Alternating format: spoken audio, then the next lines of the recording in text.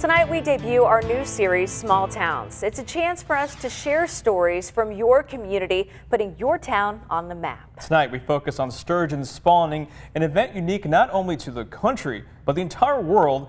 In recent years, the spawning run has been growing in popularity, drawing thousands to our region for the sight. NBC 26's Eric Kress takes us to Shiocton for tonight's story. Every spring in Shiocton, the Wolf River carries some new company to this community of 900 people.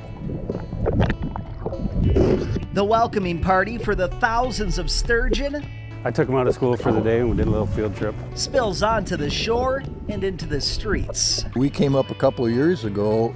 Traffic was stopped dead still on 54 and there were police directing traffic. In Shiocton, Wisconsin, there's a traffic jam where it brought traffic to a halt. And unless you saw it, you probably wouldn't believe it. For many of the visitors, many who will wait years to spear one of these fish in the dead of winter. It's just a great way to test your patience, too. This is a rare sight to see. You do wait years to see them on the big lakes through the ice holes, to be able to see them like this. It's just neat to see. What I was surprised to learn is that this is perhaps the foremost sturgeon watching place in the United States. For just a few days each year, typically in April, The majority of them probably weigh more than me. you can watch something that most They kind of look like mini sharks. will never have the opportunity to see in person. Just below the surface and occasionally coming just above too. Fish, fish, fish. Right there, right there, right there.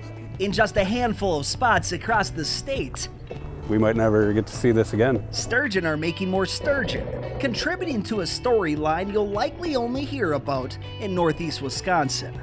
See it? Yeah. They come here to lay eggs on these special banks managed just for them, leaving thousands of future stories in their wake. Or even next year, they could be down in Lake Winnebago. That's what's so amazing. And with many of these sightseers knowing it could be years until they get this close to a sturgeon again, they'll have to get their fish stories straight. Some of them might not believe that I saw like 100-pound fish. In Shiocton with photographer Josh Visti, I'm Eric Kress, covering small towns for NBC 26.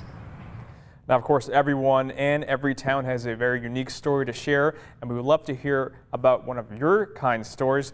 Shoot us an email at smalltownstories@nbc26.com and help us tell your small town story.